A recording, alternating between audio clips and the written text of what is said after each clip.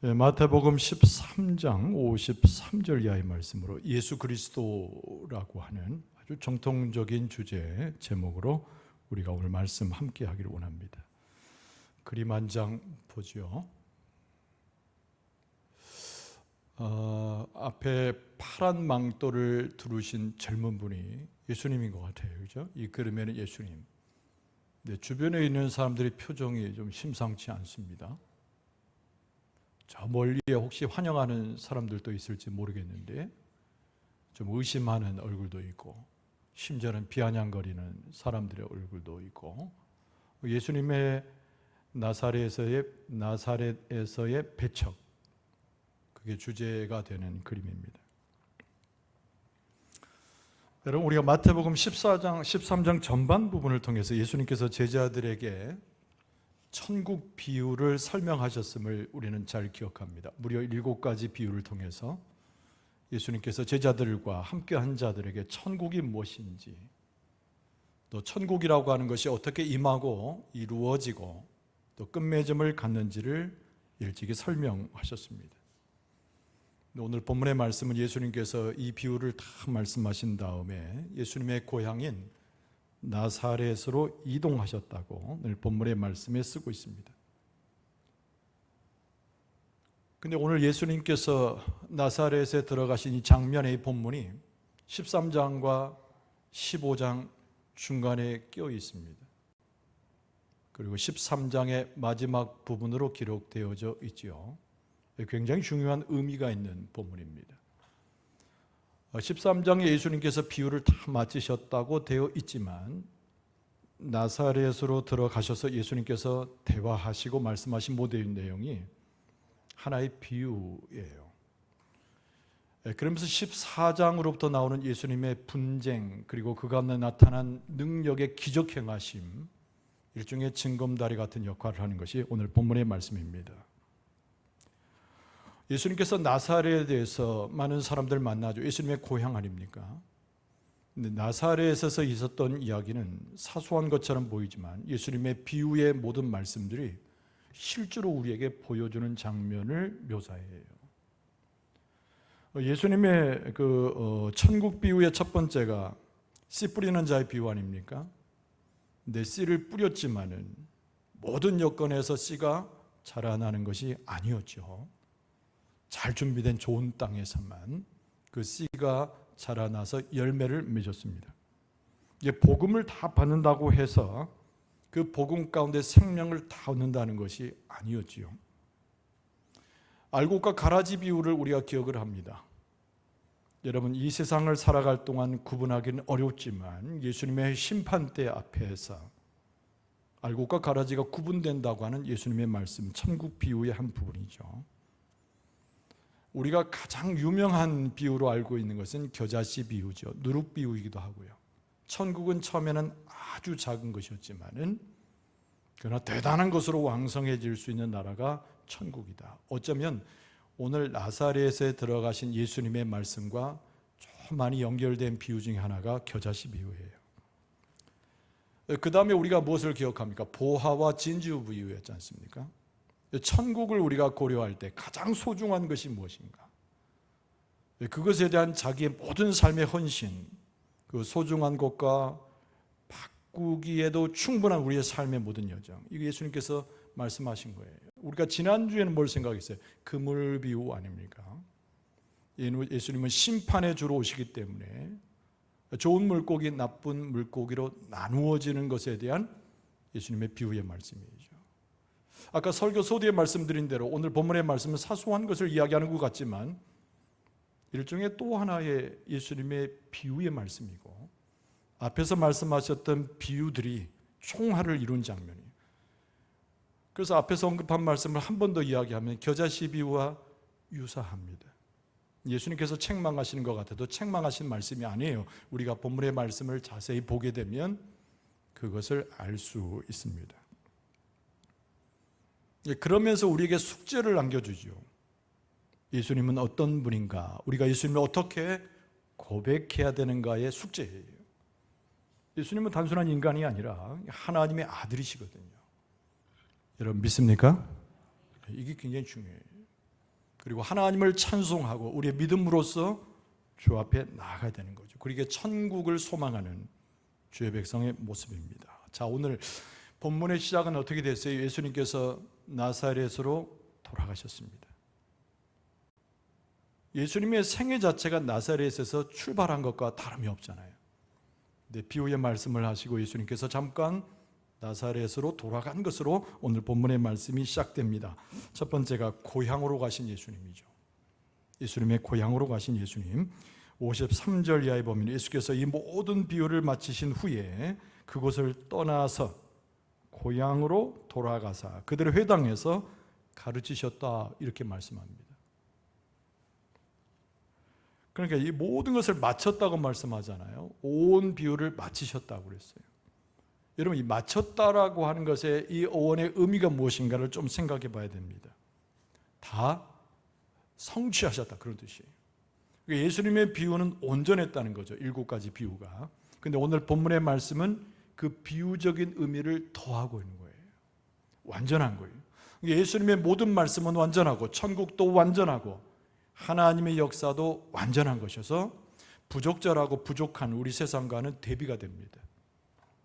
여러분, 하나님의 진리, 하나님께서 예수 그리스도를 보내신 사랑, 구원하심, 그것은 무엇으로도 비교할 수 없는 온전한 것이고 온전한 능력의 근원이시고 하나님의 역사인 줄로 믿습니다.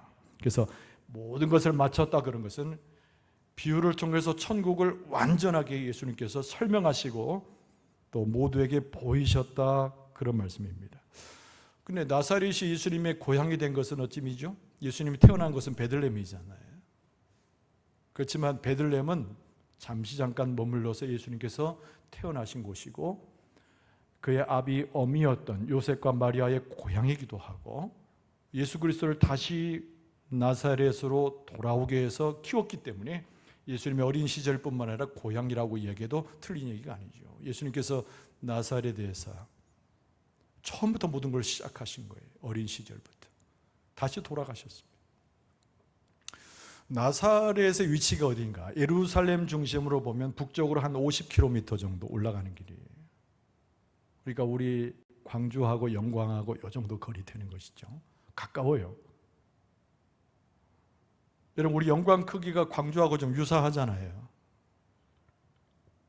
별로 동의를 안 하신 분들이.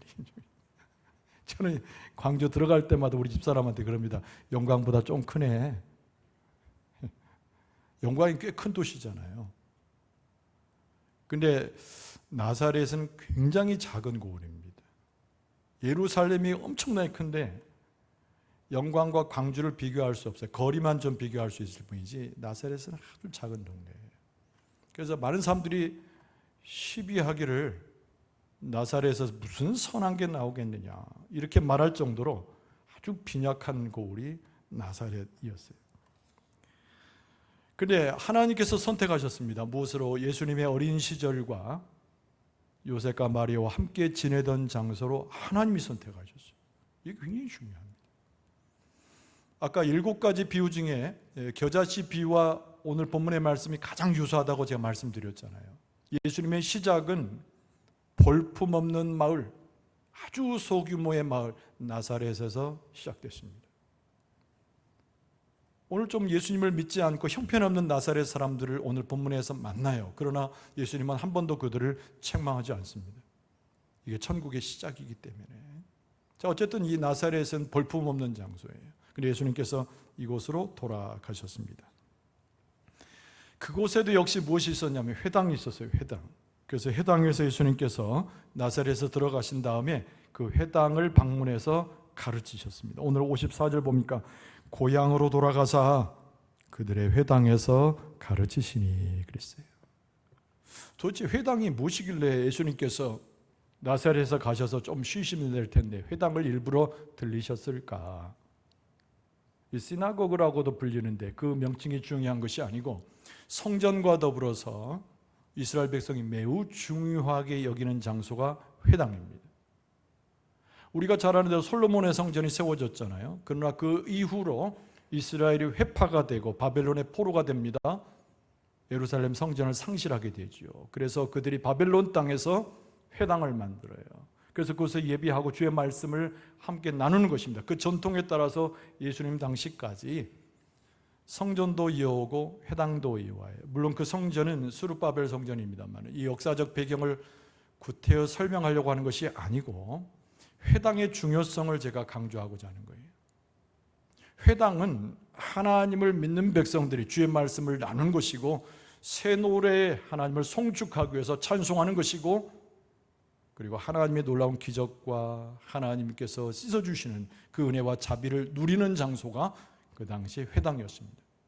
많은 사람들이 모여서 주의 말씀을 의논하고 나누는 자유로운 장소였어요. 그런데 예수님께서 그 회당에 들어가신 것이죠. 그리고 회당에서 가르치셨어요. 뭘 가르치셨을까요? 당연히 천국 복음을 가르치셨지요. 나사렛으로 돌아오신 예수님, 예루살렘에서 멀지 않은 곳이잖아요. 예수님의 소문이 이미 다 났습니다. 그래서 예수님께서 오실 때 예수님께서 위대한 기적과 많은 사람들에게 천국 복음을 전하였다는 것을 나사렛 사람들이 알고 있었어요. 그래서 영접했습니다. 예수님께서 회당에서 연설할 것을 이미 알고 많은 사람들이 예수님의 주변에 몰려들기 시작했다는 겁니다. 그것이 오늘 본문의 말씀에 회당에서의 예수님의 가르치심에 대한 아주 중요한 부분이죠. 그런데 회당에 많은 사람들이 모였어요. 예수님의 설교에 관심 기울였습니다. 예수님께서 어떻게 행동하시는가에도 굉장한 관심과 초점이 모여져 있었던 것이죠. 회당은 그런 곳이에요. 그런데 오늘 본문의 말씀에 보면 처음에 예수님의 모습을 보고 많은 사람들의 반응은 굉장히 긍정적인 것이었습니다. 놀랐어요. 여러분, 오늘 본문의 말씀 54절 중반절을 보면 예수님께서 가르치시니 그들이 놀랐다고 되어 있어요. 놀랐다고. 그러니까 예수님의 가르침이 얼마나 놀란, 그들이 듣도 보도 못했던 천국의 복음의 말씀이었는지 놀랐던 거예요. 또 무엇으로 놀랐을까요? 예수님이 하시는 기적의 역사를 보고 놀랐어요. 예수님께서 하신 일은 두 가지가 항상 같이 따라다녔거든요.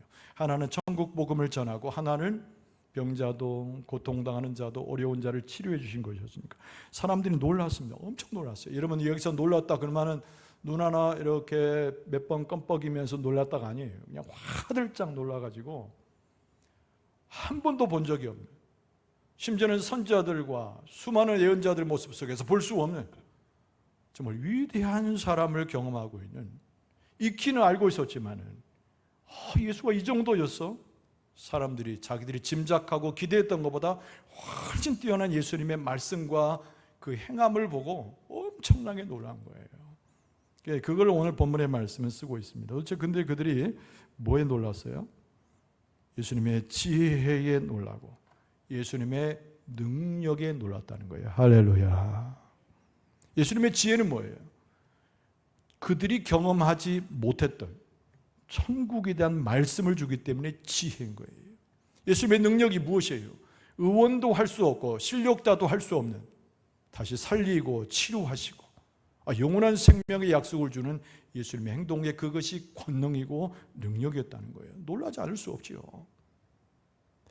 여러분 오늘 본문의 말씀을 잘 봐야 됩니다. 이 본문의 말씀이 비유의 한 부분이라고 제가 말씀을 드렸어요. 근데 매우 중요합니다. 천국은 이와 같은 거예요.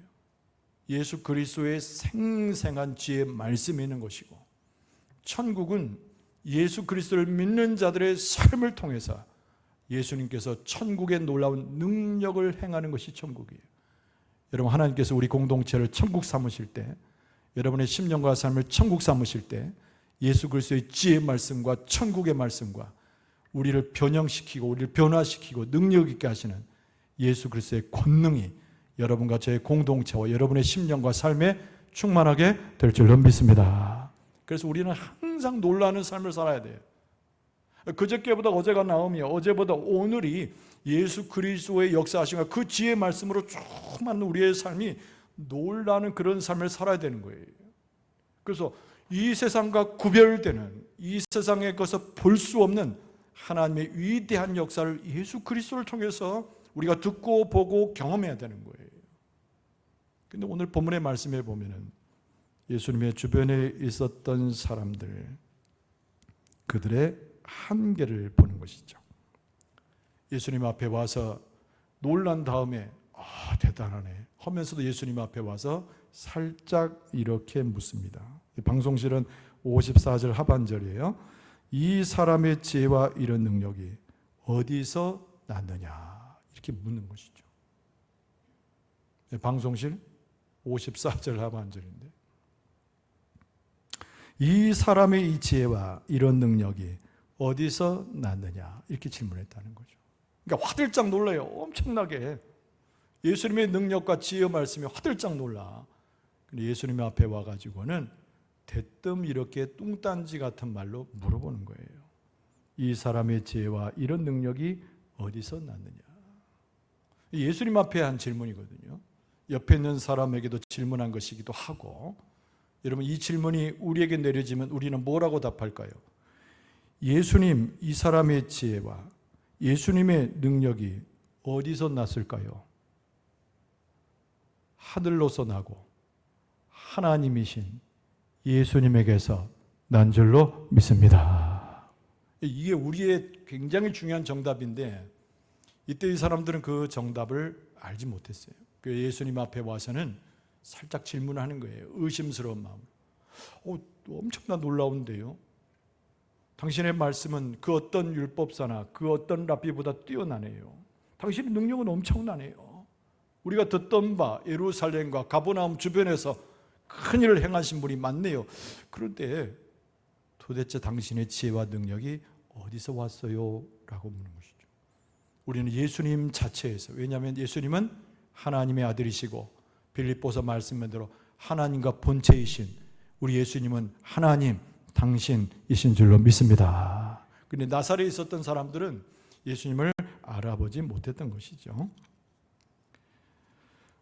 이 모든 예수 그리스도의 지혜와 능력이 어디에서 오는 것인가? 우리가 그것에 대한 확신을 우리가 가질 필요가 있습니다. 여러분 고린도전서 1장에 보면은 사도 바울이 고린도 교회들에게 이렇게 말했어요. 오직 부르심을 받은 자들에게는 유대인이나 헬라인이나 그리스도는 하나님의 능력이요 하나님의 지혜이니라. 이게 바로 사도 바울의 복음의 핵심입니다. 사도 바울이 하나님을 아는 듯 했지만 예수님을 알지 못했잖아요. 예수님을 만난 다음부터 변화되게 되었는데 예수 그리스도를 정의하기를 하나님의 능력이고 예수님은 하나님의 지혜라고 고백하고 그것이 복음의 정수가 되어진 거예요. 그런데 이 나사렛에서 예수님의 어린 시절을 잘 지켜보았고 예수 그리스도의 예루살렘과 가버나움의 행적과 그리고 모든 곳에서 전하는 말씀과 행동을 아는 이 사람들이 예수님 앞에 와서 질문하는 거예요. 당신의 지혜와 그 능력이 어디서 왔습니까? 바꿔 말하면 당신은 그런 능력을 스스로 낼 수 없는 사람인 것 같은데 어디서 배워왔습니까? 라고 하는 질문이죠. 그러나 아까 고린도 교인들에게 편지한 사도 바울의 복음 내용에는 우리가 동의하고 아멘할 만한 말씀으로 선포했던 것이죠. 도대체 이 사람들이 어떤 마음을 가졌기에 예수 그리스도의 그 신성과 하나님의 아들이심을 애써서 부인했을까요? 예수님의 인간관계와 가족에 대해서 그 누구보다 잘 아는 사람들이었기 때문에. 그래서 55절 말씀해 보면 인 그 목수의 아들이 아니냐? 그 어머니는 마리아, 그 형제들은 야고보, 요셉, 시몬, 유다라 하지 않느냐? 혹 또 그 누이들은 다 우리와 함께 있지 아니하냐? 그런즉 이 사람이 이 모든 것이 도대체 어디서 났느냐? 이렇게 질문했다는 것이죠. 이게 어려서부터 예수님의 커나간 걸 알았어요. 뭐 조금 비범하긴 했지만 아이들이잖아요. 아이. 그의 부모가 요셉과 마리아예요. 동생들이 있었죠. 남동생, 여동생. 아주 평범하고 그리고 사람들이 생각하는 거예요.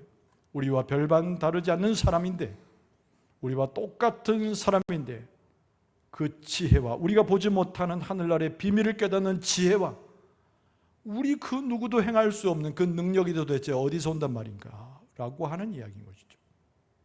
여러분 겨자씨 비유를 한번 떠올려 보면 여러분 겨자씨는 생명의 씨앗이 뿌려졌잖아요. 근데 겨자씨가 자라나서 새들이 깃들 만한 겨자나무에 크게 자라나잖아요. 천국은 확장되는 겁니다. 누룩 비유도 마찬가지죠. 처음에는 아주 보잘것없는 작은 씨에 불과한 게 천국이에요. 그것으로 완전하고 완전한 하나님의 씨앗인 것은 분명하지만 지금 나사렛에서 출발하고 있는 이 모습은 그 고울이 작은 것처럼, 그 사람들의 생각과 지식이 너무 짧은 것처럼 예수님께서 직접 복음으로 오셨지 않습니까? 그럼에도 예수님을 누구로 알아보지 못했어요. 하나님의 아들이자 하나님과 본체이신 하나님으로 예수님을 알아보지 못했던 거죠. 예수님이 이들을 책망하신 것이 아니에요. 나중에 하신 말씀이. 천국은 그렇게 시작된다는 거예요.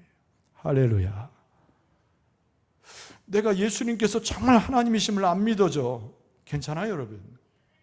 예수님의 놀라운 능력이 내 삶에는 거의 경험되지 않아. 괜찮아요, 여러분. 우리가 예배 가운데 와 있다면, 예수님을 나의 구주로 고백하고 있다면, 내가 구원받았음을 확신하고 하나님을 찬송할 수 있다면, 겨자씨의 씨앗이 내 심령에 떨어지고 내 삶에 떨어져서 새가 깃들 만한 큰 나무로 자라듯이 우리의 심령도 커지고 내 삶도 능력을 얻고 공동체도 하나님의 천국으로 커지고 왕성하게 될 줄로 믿습니다. 이 본문의 말씀은 하나의 비유라니까요. 실제로 있었던 사건이지만 비유라는 거예요. 그 사람들은 너무 인간관계에 관심을 가졌어요. 너무 가족관계가 자기들이 인식하고 생각하기 좋을 대로 이야기하는 것이죠. 그러나 이 본문의 말씀은 확신하게 하나를 우리에게 전해주는 복음의 말씀이기도 해요. 예수님이 사람임을 부정하는 사람들이 초대교회에 굉장히 많았습니다. 하나님이신데 어찌 사람의 더러운 육체, 인간의 한계를 가지고 오신 분일까 의심했던 사람들이 있죠. 그래서 가연설이라고 해서 하나님이 대충 유령처럼 나타나서 그냥 그렇게 보였다고 주장했던 초대교회 이단들이 있습니다. 그 사람들보다는 나사렛의 무지하고 예수님을 하나님으로 알아보지 못했던 자들은 어떤 면에서는 굉장히 우수해요. 예수 그리스도는 완전한 하나님이시기도 했지만 완전한 우리를 돌아보시는 인간이신 분이 예수 그리스도이신 줄로 믿습니다. 예수님께서 왜 사람이 되셨어요? 우리와 함께 고난받고 우리의 고통을 돌아보시고 우리의 슬픔을 아시고 우리의 연약함을 아시고 쓰러짐을 아시고 우리가 무너짐을 아시고 우리를 다 이유를 아셔서 우리를 동정하시고 체휼하시고 우리를 찾아오시기 위해서 하늘에 계셔야 할 예수님이 인간의 몸을 입고 우리 가운데 일부러 오신 줄로 믿습니다. 근데 나사렛 사람들은 그냥 한계를 가진 거예요. 한계를 가진 거예요. 물론 믿음 얘기가 뒷부분에 나오긴 합니다만은 그들의 믿음이 없는 것이 아니고 작은 믿음인 것이죠.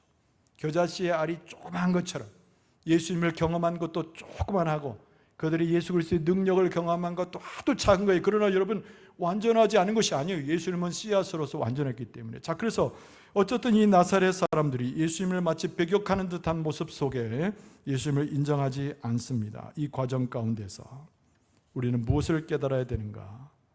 여러분, 예수 그리스도의 놀라우신 사역이 당연히 이렇게 되어진다는 것을 인정해야 돼요. 여러분, 예수님께서 요한복음 1장에서 예수님께서 말씀하셨어요. 요한복음 1장 10절과 11절에 보면 그가 세상에 계셨으며 세상은 그로 말미암아 지은 바 되었으되 세상이 그를 알지 못하였고 자기 땅에 오매 자기 백성이 영접하지 아니하였으나 그랬어요. 하나님의 백성이에요.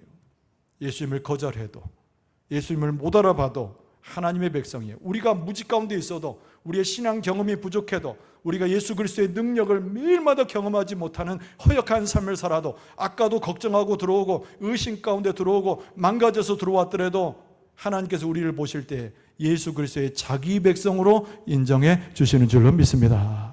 이 겨자씨 비유를 그대로 닮아 있는 것이 오늘 본문의 말씀의 현장이고 예수님께서 요한복음의 천국을 설명하실 때도 똑같은 개념입니다.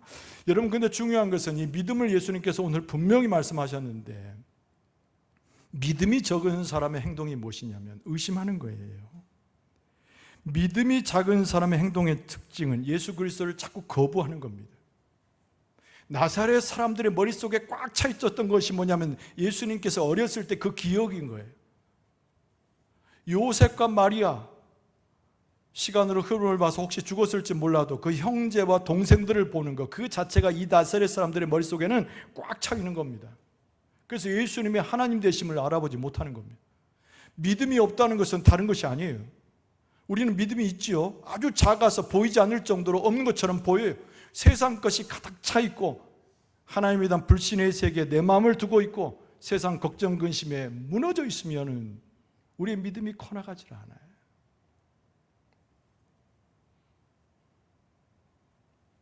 하나님께서 나사렛 백성을 사랑하셨기 때문에 예수님을 보내신 거잖아요.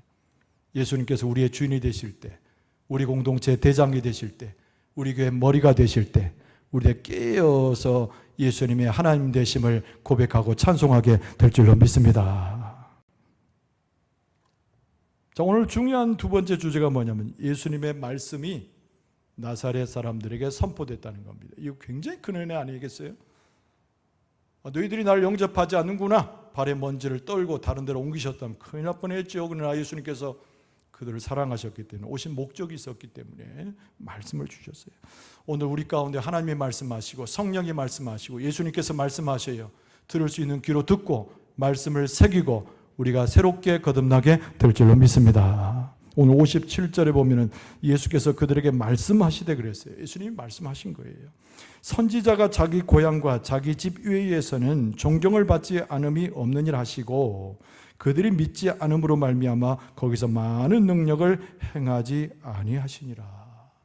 굉장히 슬픈 얘기 같지만은 겨자씨에 처음 출발을 하는 사람들 치고는 괜찮은 거예요.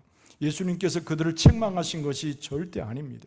왜 나사렛에 어린 시절을 보내고 얼굴을 익히 하는 사람들을 예수님께서 나무라셨겠어요? 그 내용이 아니라는 거예요. 예수님께서 두 가지를 설명하셨습니다. 하나는 선지자가 고향에서 배척받는다는 말씀이죠. 많은 곳에 가면 예수님을 오히려 영접했는데 나사렛은 그렇지 못하다는 것을 한탄하신 건 사실이에요.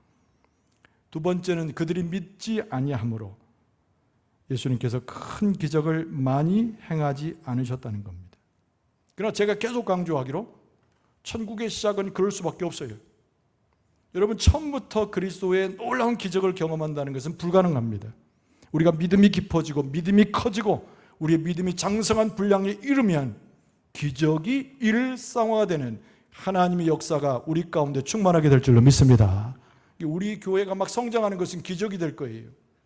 우리 한 개인이 부흥을 이루어서 건강해지고 영적으로 소송되고 우리 자녀들이 다시 일어나는 것 자체가 세상을 거슬러 가는 기적이 될 거예요. 할렐루야.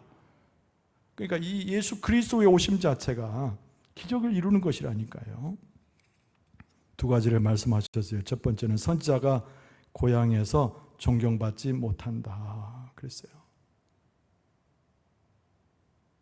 이 나사렛을 탓하시는 것이 아니라는 거예요. 제가 계속 말씀을 드리지만 나무라심이 아니에요. 예수님께서 그의 사역을 행하셨지 않습니까? 이사야 선지자가 예수님의 모습에 대해서 수없이 예언했어요. 이사야서 53장이 대표적인 말씀이죠. 53장 3절에 그는 멸시를 받아 사람들에게 버림받았으며 간고를 많이 겪었으며 질고를 아는 자라 마치 사람들이 그에게서 얼굴을 가리는 것 같이 멸시를 당하였고 우리도 그를 귀히 여기지 아니하였도다. 당연한 거예요. 아니, 우리가 예수님을 멸시하고 믿지 않았다는 것이 잘했다는 얘기가 아니라 우리가 예수님에게 고통을 안겨주고 예수님 영접하지 않은 것이 잘했다는 얘기가 아니라 그럴 수밖에 없다는 거예요. 우리의 심령의 한계가 그렇다는 거예요. 우리가 아침에 기도하고 힘있게 시작했던 하루가 오전을 지나 오후가 되면 의심으로 바뀌게 될 때 잘했다는 것이 아니라 그럴 수밖에 없다는 거예요. 우리 인간의 한계 때문에. 그래서 이사야 선지자가 메시아의 오심은 그러하다고 그랬어요. 마지막 최후 승리와 구원과 하나님의 사랑을 보여주시지만은 그의 시작은 그렇다는 것이죠. 그래서 나사렛에 있는 사람을 예수님께서 나무라시는 것이 아니에요. 선지자를 배격했던 그들의 모습에 대해서 예수님께서 철퇴를 가하면서 이 못된 놈들아 라고 말씀하고 있지 않다는 겁니다. 이게 겨자씨의 비유에서 나오는 것처럼 이미 예수 그리스도께서 그 가운데 계시기 때문에 좋은 씨앗이 되어서 천국은 이와 같다고 예수님의 말씀 속에 설명하는 거예요. 예수님께서 뭐라고 말씀하셨다고요? 이 57절 중반을 잘 보세요. 자기 고향과 자기 집이라고 말씀하셨어요. 자기 집 외에는 많이 환영받았지만 자기 집에 왔더니 환영 못 받았다. 물론 그런 뜻이에요. 이 구절 말씀이. 그런데 예수님께서 말씀하시기를 자기 집이라고 그랬어요. 나사렛 형편없는 동네가 자기 집이라고 그랬어요. 여러분, 우리의 삶이 무너지고 우리의 삶이 회파되고 우리의 삶이 형편없는데 예수님께서 뭐라고 말씀하시냐면 그 장소가 예수님 계시는 자기 집이라는 거예요. 할렐루야. 우리의 심령에 막 거칠고 너무 후회되고 너무 고통스러워도 꼭 기억하세요. 예수님이 다른 곳에 계시지 않고 내 심령 가운데 있는 거예요. 정말 보기에도 민망하잖아요. 내가 나 자신만 봐도 너무 후회스럽고 내 죄에 대해서는 누가 아는 것보다 내가 더 잘 알잖아요. 그럼에도 불구하고 내 심령을 예수님께서 예수님 당신의 집이라고 말씀하신다니까요. 우리가 그것을 기억하는 거예요. 그래서 나사렛을 탓하시는 것이 아니라 예수님께서 나사렛을 자기 고향, 자기 집이라고 칭하시면서 그러나 여전히 예수님에 대해서 알지 못하는 그들의 한계를 지적하시지만 이게 겨자씨 비유처럼 출발하는 거예요. 그리고 예수님께서 무엇을 강조해요? 당연히 믿음을 강조하신 거죠. 믿음을. 그래서 예수님께서 그러면 나사렛에서 한 번도 기적을 행하신 적이 없느냐? 그렇진 않아요. 자, 오늘 본문의 말씀을 먼저 보면 58절에 그들이 믿지 않음으로 말미암아 거기서 많은 능력을 행하지 아니하시니라. 기다리세요. 믿음 없는 자가 예수님의 기적의 역사를 보면 오해합니다.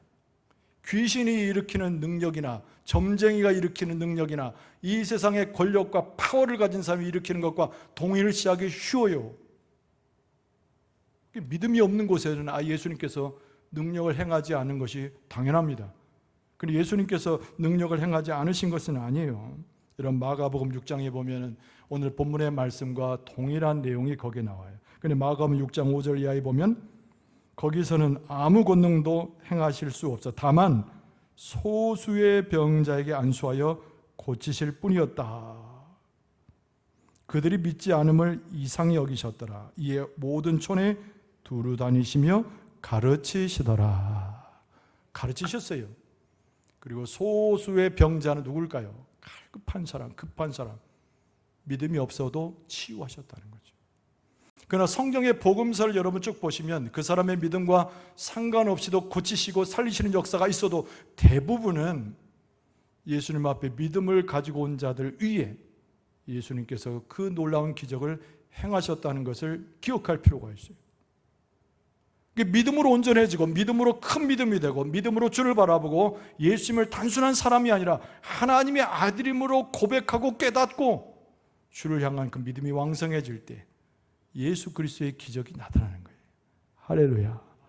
우리 교회에 예수님의 놀라운 기적이 나타나게 될 줄로 믿습니다. 그래서 복음서에 나오는 믿음 있는 자, 믿음 있는 하나님의 백성들의 모습 위에 예수님께서 치유와 그의 능력을 베푸셨다는 것을 보여줍니다. 제가 계속 오늘 여러 번 강조하지만 오늘 본문의 말씀에 나오는 나사렛 사람들 한계가 있었어요. 그들의 믿음은 너무나 부족한 것이었고 예수님을 하나님의 아들로 고백지도 아니하였고 예수님을 심지어는 배격하고 의심을 가진 자들이었지만 예수님은 그들을 한 번도 나무라지 않으셨다니까요. 그것이 예수님 계심으로 예수님의 생명의 씨앗 때문에 시작되는 하나의 겨자씨 비유와 동일한 내용입니다. 여러분, 하나님께서 우리 교회를 보실 때 어떻게 보실까요? 뻔하죠. 완전한 교회입니까? 모든 것이 부족하고 심지어는 혈기왕성하고 심지어는 하나님을 대적하고 때로는 원망하고 어리석음으로 점철되어 있는 우리의 모습을 많이 보잖아요. 그럼에도 불구하고 예수님은 우리를 사랑하신 이유는 겨자씨 비유만큼 천국을 우리 교회 가운데 이루어가기 원하셔서 오늘 또 주께서 우리를 붙들고 계시는 줄로 믿습니다. 말씀을 정리해요. 오늘 예수님의 말씀이 제일 중요합니다. 나사렛 사람들의 반응보다도 예수님의 말씀이 제일 중요해요. 근데 나사렛 사람들이 뭘 놓쳤습니까? 예수님의 놀라운 권능의 역사를 놓쳤어요. 예수님을 하나님의 아들로 고백하는데 이르지 못했습니다. 나무랄 건 아니지만 이들이 가지고 있는 한계이죠. 오늘 본문의 말씀에 나오는 나사렛 사람들은 우리의 모습을 그대로 투영하는 거예요. 우리의 모습이 저 어떤 위대한 고을 예루살렘에 있는 사람들과 달라서 우리는 나사렛 사람과 유사한 심령과 영적인 상태에 있어요. 그러나 중요한 것은 이 말씀이 오늘 저녁에 우리에게 주어진 것은 우리로 하여금 깨닫게 합니다.